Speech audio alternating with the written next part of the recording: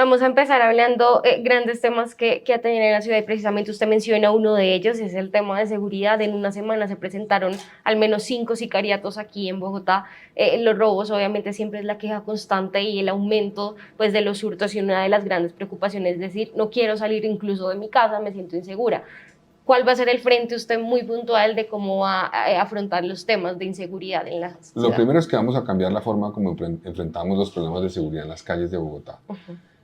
Con atacar solamente al ladrón que se roba el celular o al sicario o al fletero, no estamos realmente logrando acabar el problema de inseguridad, porque ese es solamente una pieza. Ese ladrón que se roba el celular sabe muy bien cuando se lo roba a quién se lo puede entregar o vender y cómo ese celular luego es comercializado. Es decir, son actores que hacen parte de una organización criminal que hay que cortarla. Y hay que cortarla y atacarla directamente para poder desarticularla por completo y recuperar la seguridad en las calles. Entonces, es un cambio de enfoque. Es no solamente atacar una parte de todo el proceso delincuencial, sino cortarlo y eliminarlo por completo. Eso requerirá mayor investigación, inteligencia, un aparato judicial fuerte que pueda llegar a identificar a todos los actores de ese grupo delincuencial y poderlos llevar ante la justicia. Ese cambio de enfoque es clave y eso requerirá también de tecnología. La tecnología nos puede servir para ser más eficientes con los recursos que tenemos. Una persona que la va a robar con un arma en el Transmilenio, las cámaras con un software que vamos a instalar van a generar alertas inmediatas que permitan una reacción que lleve a un grupo de la policía a ese bus directamente, de manera inmediata. Okay. Entonces vamos a combinar esas cosas y el último tema es el tema de las víctimas. Las personas que son víctimas de cualquier delito en Bogotá, particularmente el delito, digamos, de mayor número, que son los hurtos a personas, son personas que son abandonadas en cierta forma y que el distrito no las apoya, las autoridades no las apoyan. Nosotros vamos a crear un grupo que va a dedicarse a acompañarlas para que sea fácil la denuncia, para que sea segura la denuncia y la ciudadanía sienta que el Estado le está respondiendo para que haya justicia y no haya impunidad. También hay un tema y es que hay presencia de grupos armados, se ha visto banderas del ELN, panfletos, disidencias. Esto es un tema muy diferente a la delincuencia común, ¿no? Ya estamos hablando también. Yo creo que no es tan diferente, yo creo que están conectados. Yo creo que esos mercados ilegales de autopartes, de celulares, de drogas, que están operando en Bogotá, en los parques y en muchos sitios que son identificados ya por la policía y por las autoridades, están conectados con esas organizaciones que son de nivel transnacional, inclusive los maracuchos, el Tren de Aragua, también con nacionales. La Defensoría del Pueblo alertó sobre la presencia del Frente 33 de las disidencias de las FARC y sobre milicias del ELN y organizaciones locales. Hay una conexión, son organizaciones que muchas veces trabajan en llave o compiten por mercados o terminan conectadas por esos mercados ilegales. Por eso hay que desarticularlas a todas y enfrentarlas a todas. Para mí ese ladrón que hace parte de una organización que se roba celulares en la 10ª con 19 o donde lo hagan, en el transporte público, está conectado a ese mercado ilegal donde juegan un rol esas organizaciones criminales de gran escala. En temas de movilidad, candidato. Para la movilidad tenemos que construir el metro. Y lo vamos a hacer como está pactado y como está contratado. Y no vamos a pedirle al ciudadano que nos dé, a los ciudadanos que nos den un mandato en la elección de octubre para que ese metro no se cambie y no se eche para atrás, porque costaría mucho más, se demoraría mucho más y pondría en riesgo todo el proyecto. Y hay que seguir con la segunda línea, hay que mejorar el SITP y Transmilenio. Tenemos un déficit grande. ¿Y cómo mejorarlo? Mejorarlo con la seguridad, particularmente. Mucha gente se bajó del sistema por cuenta de los problemas de seguridad. También hay que revisar rutas y frecuencias del SITP que han tenido problemas en su diseño y que han llevado a que no funcione de manera eficiente y que la ciudadanía se queje de que hay un bus muy lleno, que pasa poco, y buses vacíos que pasan frecuentemente. Entonces, eso es parte del problema que hay de frecuencias y rutas. Pero lo que tú mencionas en el inicio es una medida que hay que implementar y es de corto plazo. Es como logramos que las vías se muevan más, que las vías principales se muevan más. Y ahí pasa por garantizar que la gente no pare a cargar y a descargar, a quedarse parqueada en las vías principales, que las intersecciones de Bogotá, esos cruces donde vemos un cuadro amarillo en los semáforos, no se bloqueen. Cuando una persona se pasa al semáforo pensando que va a alcanzar y queda atravesada, tiene un impacto en la vía que cruza y un impacto que puede durar 1, 2, 3 cuadras y afectar la movilidad.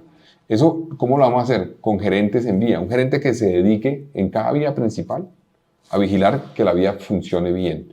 Pasa por levantar rápidamente cuando hay accidentes, pasa por arreglar huecos que a veces impactan particularmente vías principales en intersecciones y generan que la gente tiene que frenar y eso tiene un impacto en la movilidad. Es que se resuelvan esos huecos, que por ningún motivo permitamos que haya huecos en las vías principales que se queden sin arreglar, y una vigilancia permanente para que nadie pare en las vías principales. Eso hace parte de una estrategia de choque que tenemos que implementar rápidamente porque además vienen muchas obras. Okay. Viene la Caracas en obra por el metro, está la 68, la Cali, la 13, es posible que la séptima, entre otras. Pues con tanta obra necesitamos ese tipo de medidas que permitan que usemos mejor las vías limitadas que tenemos. ¿Usted menciona la séptima por el corredor verde?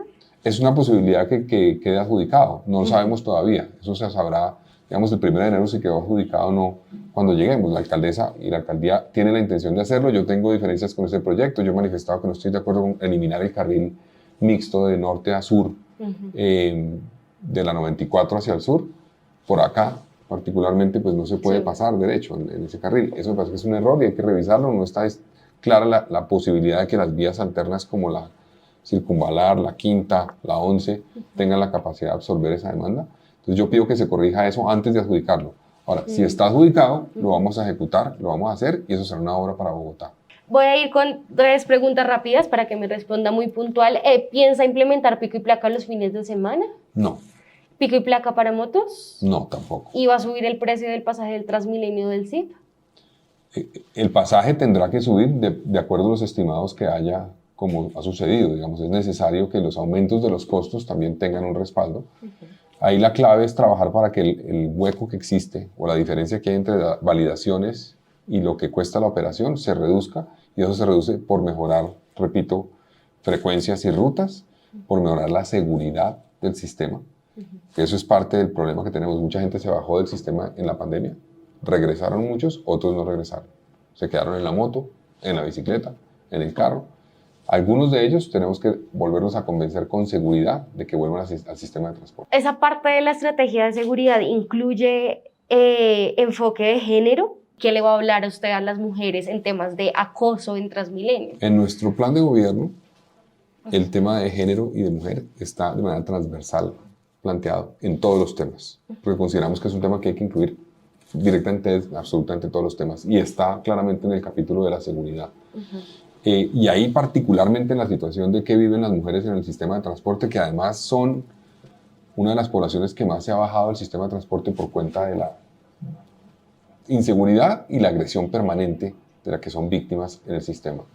Entonces, sin lugar a dudas, vamos a tener una política que garantice que la atención en caso de agresión de todo tipo a una mujer sea atendida por personas capacitadas, que no van a revictimizar a la persona, que la van a apoyar. Entonces, en todos esos campos, sistema de transporte, policía y obviamente en lo que está, digamos, en la institucionalidad del distrito a nivel local, las manzanas de cuidado, vamos a tener mecanismos que garanticen que haya denuncia segura, acompañamiento y por ningún motivo revictimización de las mujeres. Pero esa figura va a ser aparte de la policía, entiendo. Sí, pero la policía hay que trabajar con ella. Okay. Tenemos que trabajar con ella, no podemos hacerlo aparte. Si no trabaja uno con la policía, pues la policía en muchos casos es directamente el primer respondiente en caso de una agresión. Tiene que tener la capacitación para poder saber manejar una situación de esas y tener, digamos, la comprensión de cómo debe manejarse y cómo se garantiza el derecho de la víctima. Ok, usted me menciona las manzanas de cuidado, las casas refugio, es decir, ¿usted seguiría con esta política de Claudia López de mantener estas manzanas de cuidado, de mantener e incluso ampliar esas casas refugio, ampliar también la línea púrpura? Yo creo que la política de seguridad de la alcaldesa ha sido fracaso, ha fracasado rotundamente, y eso ha afectado a las mujeres particularmente.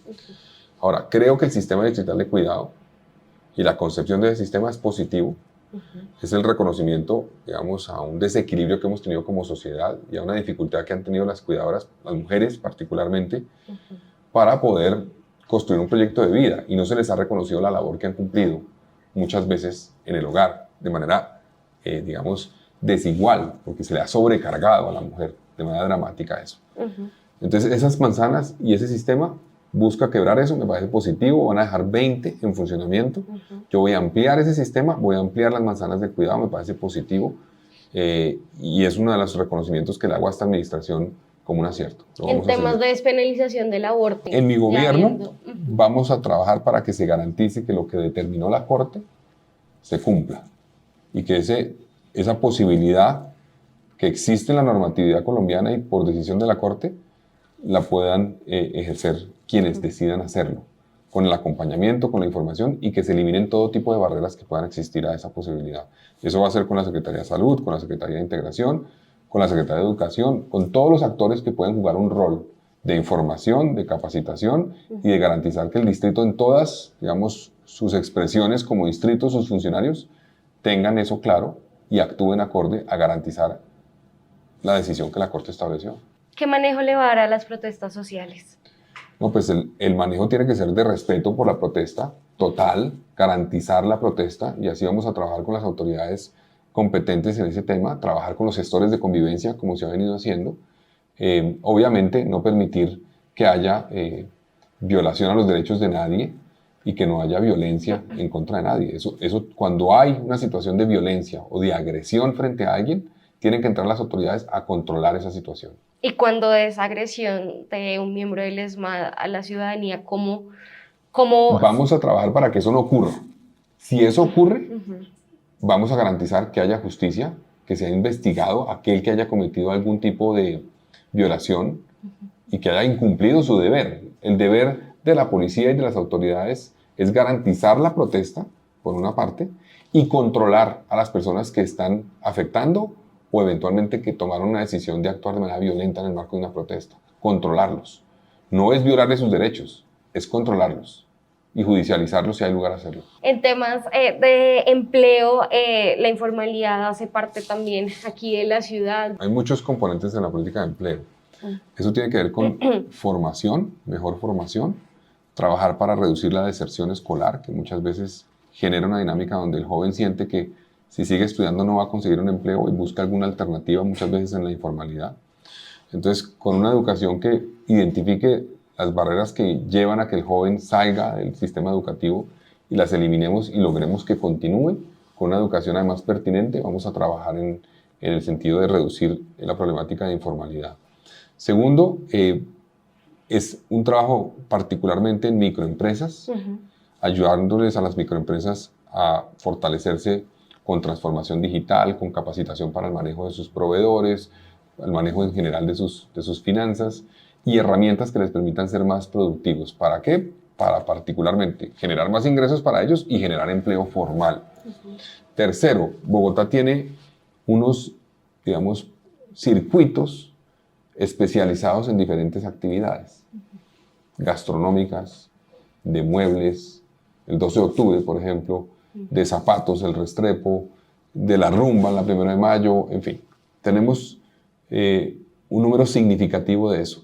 Nosotros vamos a trabajar con esos actores para ayudarles a que crezcan, a que nos ayuden a formalizar personas y al crecer generen empleo formal. Y en temas de educación, actualmente han habido también denuncias de agresiones a menores dentro de las instituciones educativas. Entonces ahí vamos a trabajar en los colegios distritales, pues que son, digamos, la mayoría, digamos, de los que atienden niños y jóvenes en Bogotá, pero también con el sector privado. Hay que trabajar con los dos. Y lo vamos a hacer para que todos tengan rutas donde se detecten situaciones como el matoneo, el bullying que llaman, de manera temprana y se tomen medidas inmediatas, que no se espere a unas situaciones más complejas.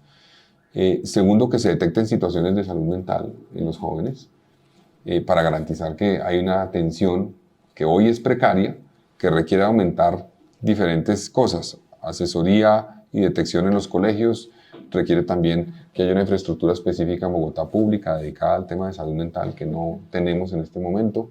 Entonces eso también lo vamos a complementar y es parte de la estrategia para enfrentar el reto que tenemos de convivencia en los colegios públicos de Bogotá.